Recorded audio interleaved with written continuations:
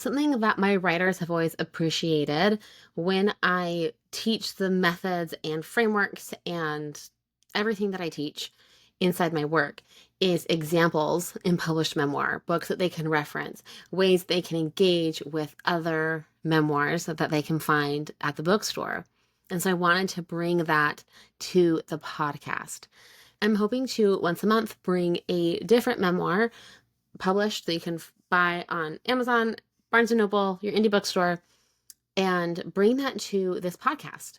And I'm going to spend a couple episodes breaking it down for you and helping you look at it the way that I, as an editor, engage with memoir. I want to help you train your editorial eye and help you figure out what makes memoir work and what doesn't make it work. So I want to pull from a lot of different memoirs. Some of them will be newer, some of them will be backlist. But I'm really excited about this new series. It will be in addition to our regular Friday episodes. Whenever I publish these episodes, they will be on Tuesdays. So our first book for this series is Careless People by Sarah Wynn Williams. Let's get into it. You are listening to the Memoir Method podcast, the place for writers, readers, and anyone who appreciates the collective power of our stories. In this podcast, we explore the impact of memoir alongside an examination of writing techniques and strategies used in the genre. Whether you are a writer looking for inspiration and guidance or a passionate reader seeking meaningful connections through shared experiences, the Memoir Method podcast is your go-to conversation spot. I'm your host, Charlotte, editor, writer, and the heart behind Charlotte Writes. Let's get started. Okay, welcome to our first episode of the Published Memoir series. This is a series where I take published memoir that you can find at any bookstore and run it through the perspectives and lenses and frameworks that I use with my writers to help you figure out what works in memoir and why it works, or what doesn't work in memoir and why that might not work. Our first book, I'll be spending a couple episodes on this with you, is Careless People by Sarah Wynn Williams. This is a memoir that was published very recently in March of 2025, and it's published by Flatiron Books. This is a book I actually hadn't heard of until I learned about the litigation behind it, and I'll get into that in probably the next episode of this series. Careless People is a behind-the-scenes tell-all memoir of Facebook and Meta. It is about our author's time working at Facebook. She is someone who created her position actually within Facebook, and she created and campaigned for her position as a global policy director. And when she got on board with Facebook, this was in its very early days, and she had a very idealistic vision for what Facebook could be. She outlines for us what that is and why she thought that her work could really benefit the company. She had a very grand vision for how Facebook could improve the world, and she wanted to bring that into her work. So Sarah Wynn Williams has a very distinct perspective, which is going to be really important with a memoir like this, because our reader is not going to be someone who knows what it's like to work in Silicon Valley. That isn't going to be the primary readership for this type of memoir. We have a very voyeuristic reader, for lack of a better term. We have a reader for this memoir who wants the behind the scenes, who wants the tea. We love a behind the scenes tell-all story. Like, those are some of the easiest memoirs, I think, to sell from a marketing perspective, especially if you can come at this from an angle of, this is something that you are all familiar with, and there's a really seedy underbelly to it, and I'm going to show it to you. And with Facebook, Meta platforms affect literally every person in some way or another. Even if you don't have active accounts, even if you've never had an account, Facebook influences your life, and it has influenced the entire social media landscape that we grapple with today. It influences algorithms. This memoir is very relevant to the reader because of our proximity to Facebook, Instagram, and Meta platforms. So there's automatic relevance for the reader, even though most of the readers of this memoir are not going to have a direct experience with what she is sharing. This is not going to be a book where you read it and you're like, oh, that happened to me too. I can't believe that she understands this.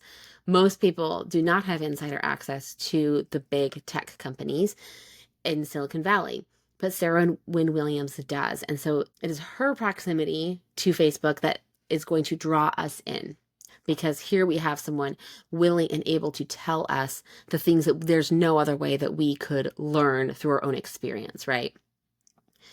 If we're thinking about the message behind a memoir like Careless People, and when I work with my writers, I always start off with, what is it that you're trying to say?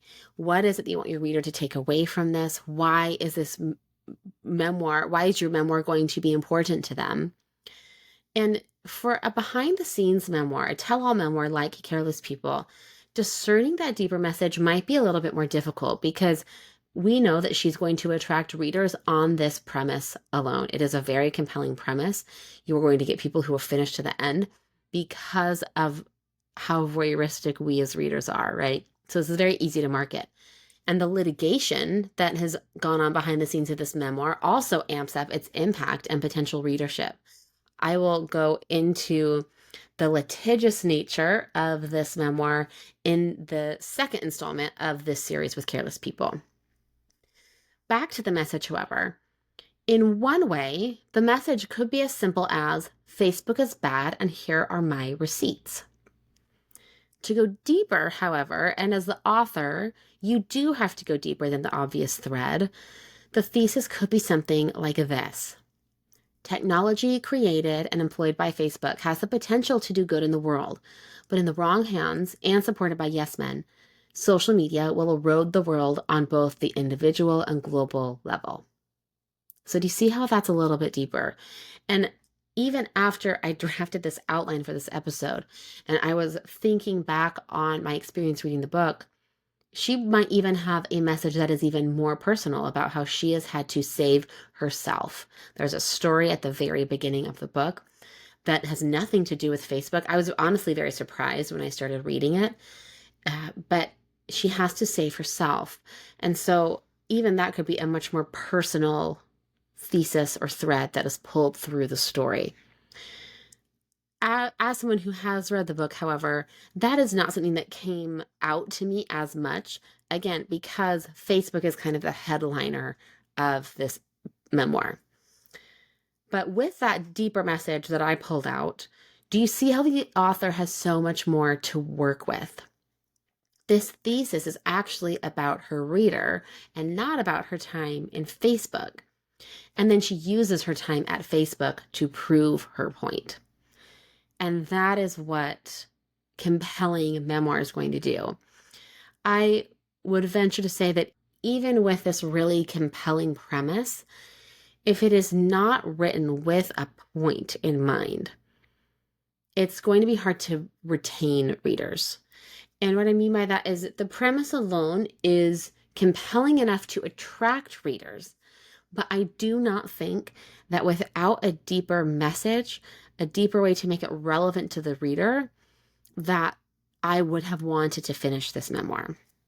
So Careless People is unique in that she has a very distinct perspective that not a lot of people are going to have, a very interesting point of view, and the tell-all nature of it is automatically magnetizing. We love a scandal. I don't know what this says about us as humans, but I kind of love to see a big guy fall. And not that this memoir has in any way actually toppled any reputation that Mark Zuckerberg has had, but it does compel the reader or invite the reader to think much more critically about their usage of Facebook. What made that relevant to me, just as a reader, not even as an editor, but just as a reader, is I came away from this book very much analyzing how I was using social media and how I wanted social media to play out in my life. And so Sarah Wynn Williams was able to take what is again, super compelling premise and also a very unique perspective point of view that's behind the scenes. She's able to take that and get me to think about myself. That is what good memoir does, is it gets the reader to think about themselves. Because a reader does not come to your work, come to your memoir just for you. Even subconsciously, your reader is coming because they believe that there's something that's going to be relevant to them. And when I finished Careless People, I came away having a conversation with myself and starting to have conversations with other people about the role that Facebook plays, that the algorithm plays, and how I wanted to contribute to that or not contribute to that. So it did provoke a lot of critical thinking in me. In the next episode of this series, again, I want to keep these episodes really short and bite-sized for you. But in the next episode, we are going to talk more about the narrative devices that she uses and how effective they are. Because there are elements of this book that didn't work for a lot of readers, and perhaps the premise was compelling enough that, at least on my initial read, I did kind of skate over some of the points that other readers brought up that actually were really worth looking into and analyzing in a critical way. So I'll go into that in the next episode. But for now, I just want you to see that this foundational work, the foundation that I just outlined for Careless People, who her reader is, the angle that she's coming at this from, and the ultimate message that she's delivering through this book. This foundational work is essential for every memoir writer. And I can guarantee you that every published memoir has gone through some version of this work. Sarah Wynn Williams already knew that she had a great premise and point of view going into writing this story. And in many ways, that would have been enough to pull in readers. But to keep them there, she had to develop a thesis, a deeper message to start the conversation with her readers. Was the message effective? Do you think that she communicated it the way that she had hoped? That's for the reader to decide. If you have read Careless People, I would love to know what you think about it. I would love to know what your response was. What was the thesis that you took away from this work? And did she prove her point? And again, I walk all my readers through this foundational work when we partner together, and I love pointing out how these concepts play out in published memoir for you, which is really the goal that I have behind this little mini podcast series for you. I currently have 2 ways for you to learn the editorial side of memoir like this so that you can apply these principles intentionally to your own memoir manuscript. First, I have my free private podcast series published that is in a separate podcast feed for you, separate from the Memoir Method podcast. This is 4 short episodes that you can binge in under an hour that will elevate your perspective as a memoir author and give you your own behind-the-scenes look into the publishing industry. And then there's also my Memoir Method program. This is a full transformation. It's my signature program where I guide writers through 3 phases of memoir writing: clarification, amplification, and publication. You can head to the show notes to register today and receive instant access to phase 1. And I'm running phase 2 live in August and cannot wait to dive in with you. Phase 1 work is really all about articulating what I just articulated for the Careless People. And phase 2 is what I will go into in the next episode of the Published Memoir mini-series for you. So thank you so much for joining me in this project. And DM me, email me if there are specific memoirs that you would like me to analyze in this way. Again, I want to make this really accessible. I want to make it bite-sized for you. And I want to help you work the muscle of engaging with memoir in an editorially critical way. So I'm really excited for our next episode, and I'll see you next time.